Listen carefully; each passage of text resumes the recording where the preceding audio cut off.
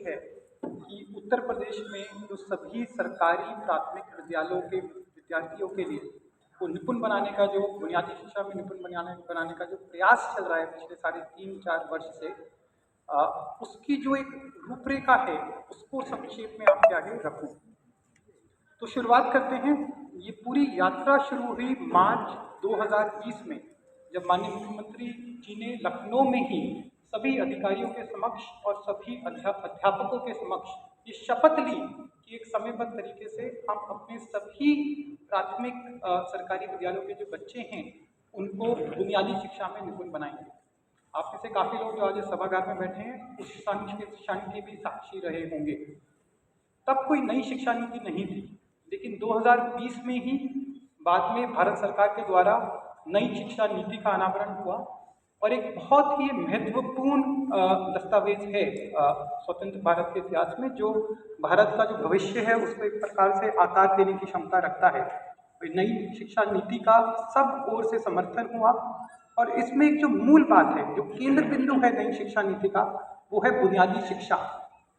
नई शिक्षा नीति यहाँ तक कहती है अगर कक्षा 3 तक हम अपने बच्चों को बुनियादी शिक्षा में निपुण ना बना पाएं तो शिक्षा नीति में जो बाकी सब लिखा है उसकी कोई मान्यता नहीं है, उसका कोई महत्व नहीं रहेगा। उसी के चलते 2021 में भारत सरकार द्वारा माननीय प्रधानमंत्री जी द्वारा निपुण भारत मिशन का एक बीड़ा उठाया गया, जिसका उद्देश्य यह है कि पूरे भारतवर्ष में कक्षा 3 तक आते आते कक्षा 3 के अंत तक हम सभी विद्यार्थियों को बुनियादी शिक्षा में निपुण बनाएं। उसी के चलते जो उत्तर प्रदेश में पहल चल रही थी पहले, जिसका पहले नाम था मिशन प्रेरणा, उसको फिर निपुण भारत के साथ जोड़ते हुए उसका नाम निपुण भारत किया गया। और अब मैं आपको बताऊंगा जो तब से लेकर अब तक 2021 से अब तक, या कह सकते हैं जब कोविड महामारी के बाद स्कूल हमारे वापस खुले, तब से लेकर अब तक किस रूपरेखा के तहत निपुण भारत में काम हो रहा है। इसके 5 मुख्य बिंदु हैं। सबसे पहला बिंदु है लक्ष्य की स्पष्टता। हमारा उद्देश्य क्या है, तो उसके चलते जैसे आप चित्र में देख सकते हैं, प्रत्येक कक्षा 1, कक्षा 2 और कक्षा 3 के अंत तक भाषा में और गणित में कौन सी वो दक्षता है जो विद्यार्थी को आनी चाहिए, उसको एक सरल भाषा में इस निपुण लक्ष्य में लिखा गया है। और ये निपुण लक्ष्य हर स्तर पर, जिले जनपद के स्तर पर, खंड के स्तर पर, विद्यालय के स्तर पर, हर कक्षा में और हर अध्यापक तक ये पहुंचा है। जैसे धीर जी भी बोल रहे थे, ये अपने आप में एक आप कह सकते हैं उपलब्धि है कि प्रत्येक व्यक्ति आज उत्तर प्रदेश में जानता है कि हमारा उद्देश्य क्या है, हमारा लक्ष्य क्या है। अब हमें लक्ष्य स्पष्ट है, उसके बाद लक्ष्य तक पहुंचने की व्यवस्था, इसके अंदर 3 चीजें करी गई। सबसे पहले जैसे चर्चा हुई, शिक्षण सामग्री, शोध के आधार पर विशेषज्ञों के सहयोग से और पूरे बेसिक शिक्षा विभाग के प्रयास से शिक्षण सामग्री की तैयारी करी गई, जिसके अंदर संदर्शिका है जो टीचर गाइड का काम करती है, जिसके अंदर कार्य पुस्तिका है बच्चों के लिए जो वर्कबुक है, गणित के किट है जिससे खेल खेल में बच्चे गणित सीख सकते हैं, पोस्टर्स हैं जो कक्षा में लगते हैं जिसके आधार पर पढ़ाई हो सकती है। तो अनेक प्रकार की शिक्षण सामग्री तैयार करी गई और उसको प्रत्येक विद्यालय में, प्रत्येक कक्षा तक, प्रत्येक अध्यापक तक, बच्चे तक पहुंचाया गया। और इसी शिक्षण सामग्री को कैसे इस्तेमाल करना है, कैसे इसके आधार पर कक्षा में पढ़ाई करनी है, उसके लिए सभी अध्यापकों का पूरे राज्य में प्रशिक्षण हुआ, जो बाद में दीक्षा ऐप के माध्यम से भी एक निरंतर तौर पर चला। और साथ में इसमें हमने उत्तर प्रदेश में एक, जो आप काफ़ी ERP यहाँ पे मौजूद है, एक मेंटरिंग काडर को तैयार किया गया। ये कोविड के टाइम भी काम पूरा हो गया था, जिसके तहत आज हमारे पास 4000 के करीब मेंटर्स हैं जो प्रत्येक दिन एक स्कूल या 2 स्कूल में जाते हैं और वहाँ पे देखते हैं कि शिक्षण सामग्री किस प्रकार से कक्षा में उसका उपयोग हो रहा है, क्या उसमें और सुधार हो सकता है, और टीचर्स को फीडबैक देते हैं। अगर मैं केवल पिछले मास मई के आंकड़ों की बात करूं तो 1 लाख से अधिक स्कूल हमारे जो है मेंटर्स ने, और काफ़ी मेंटर्स यहाँ पे बैठे हैं, उन्होंने जो है विजिट करे और देखा और अपने शिक्षकों को फीडबैक दिया कि कैसे शिक्षण प्रणाली चल सकती है। तो ये है कि कैसे हमें लक्ष्य तक पहुँचना है। शिक्षण सामग्री, प्रशिक्षण और मेंटरिंग, सहयोगात्मक पर्यवेक्षण, सपोर्टिव सुपरविजन, ये 3 चीज़ें। ये दूसरा बिंदु है अपनी रूपरेखा का। तीसरा बिंदु है कि आप कैसे ये पता लगाएंगे कि कोई विद्यार्थी निपुण है या नहीं है। तो सभी अध्यापकों और सभी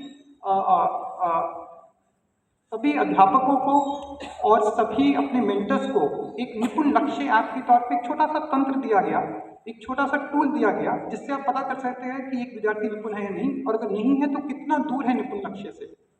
तो जैसे हम थर्मोमीटर से अपने शरीर का तापमान नापते हैं, उसी प्रकार से हम एक इस निपुण लक्ष्य ऐप के माध्यम से जान सकते हैं कि कोई विद्यार्थी निपुण है या नहीं।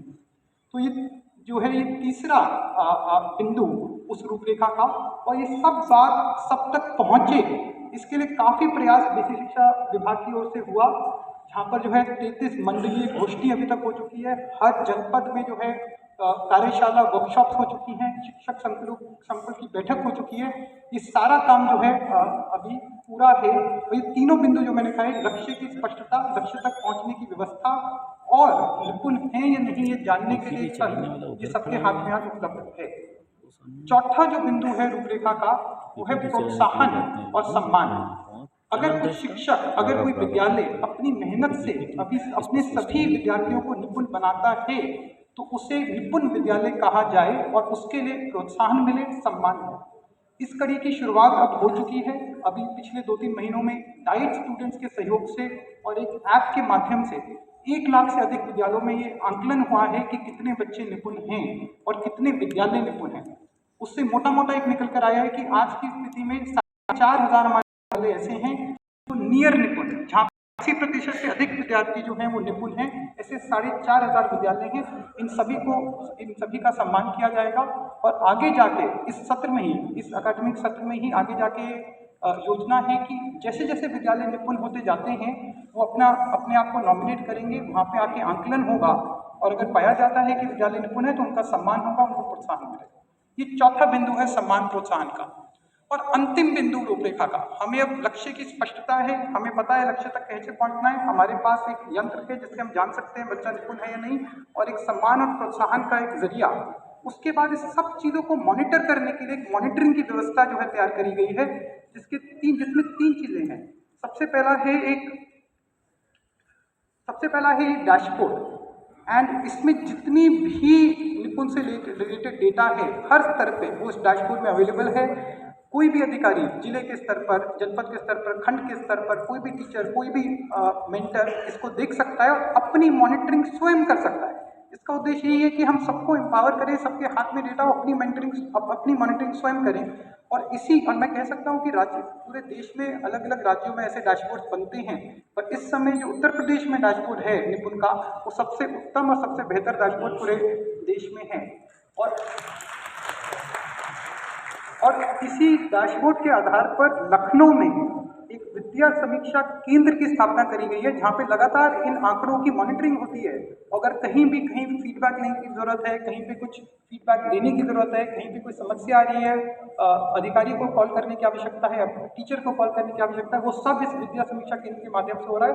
और कोई भी फील्ड के अधिकारी, कोई भी मेंटर, कोई भी अध्यापक इस पर कॉल करके अपनी समस्या का भी निराकरण कर सकते हैं। ऐसे विद्या समीक्षा केंद्र लखनऊ में आज की तारीख में है। और जितने भी संस्था के लोग यहाँ पे आज आए हैं, जो अन्य राज्यों में भी काम करते हैं और उत्तर प्रदेश में काम कर रहे हैं, मेरा उनसे अनुरोध है कि जरूर जाके वापस जाने से पहले एक बार विद्या समीक्षा केंद्र को देख कर जाएं कि वहाँ पे किस तरह से व्यवस्था चल रही है। और मॉनिटरिंग की तीसरी कड़ी है समीक्षा बैठकें हर स्तर पर उसी डैशबोर्ड के आधार पर। तो जनपद के स्तर पर, खंड के स्तर पर, राज्य के स्तर पर उसी डैशबोर्ड से समीक्षा बैठकें भी चल रही हैं। तो ये 5 बिंदु, लक्ष्य की स्पष्टता, लक्ष्य तक पहुंचने की एक व्यवस्था, बच्चा निपुण है या नहीं उसको जानने के लिए एक तंत्र, एक थर्मामीटर, प्रोत्साहन और सम्मान का एक जरिया और एक मॉनिटरिंग की व्यवस्था, यही रूपरेखा है जिसके तहत निपुण का काम चल रहा है। और आने वाले महीनों में आप देखेंगे कि कुछ चीज़ें इसमें और जुड़ेंगी। एक सोच चल रही है क्या प्रत्येक जनपद पर 2 पूर्णकालीन युवा दिए जा सकते हैं जो जनपद का सहयोग करें निपुण लक्ष्य को प्राप्त करने के लिए। मुख्यमंत्री निपुण भारत सहयोगी के तौर पर चर्चा चल रही है इस चीज़ पर। ऐसे ही आज जितने भी ARPs ने अपने अपने विद्यालय चिन्हित करे हैं 10-10, और जो शिक्षक संकुल विद्यालय हैं उनको पहले जो है प्राथमिकता देकर और उस पर जोर लगाकर उनको निपुण विद्यालय बनाया जाए। इसी प्रकार से अगर एक खंड में बहुत सारे विद्यालय, सभी विद्यालय निपुण हो जाते हैं तो वो खंड भी अपने आप को नॉमिनेट कर पाए और वहाँ पे आके आंकलनों से निपुण खंड का जरिया उसको निपुण खंड की तरह प्रोत्साहन मिले, सम्मान हो। इस तरह की कई चीज़ें और आने वाले महीनों में जो है ऐड होंगी पूरी रूपरेखा में। अंत में मैं केवल इतना ही कहूँगा कि अगर हम सब लोग जो हमने संकल्प किया उस पर लगे रहें, प्रयास करते रहें, जुटे रहें, तो इसी एकेडमिक सत्र के अंदर हमें दसियों हजार निपुण विद्यालय हमारे बन पाएंगे, कुछ निपुण खंड बन पाएंगे, और फिर एक ऊर्जा, एक आत्मविश्वास हम सब में और ज़्यादा बढ़ेगा कि जो शपथ हमने ली है, जो लक्ष्य हमने रखा है कि 2026-27 तक पूरे प्रदेश को निपुण बनाना है, वो लक्ष्य हम प्राप्त कर पाएंगे। इसी संकल्प के साथ और इसी विश्वास के साथ मैं अपनी बात को समाप्त करता हूँ। और जैसे विजय जी ने जो है थोड़ा समा बांधा, उस कड़ी को आगे बढ़ाते हुए मैं चाहूँगा आप मेरे पीछे एक बार 3 बार दोहराएं। हम बनाएंगे निपुण प्रदेश, हम बनाएंगे निपुण प्रदेश, हम बनाएंगे निपुण प्रदेश। बहुत बहुत धन्यवाद।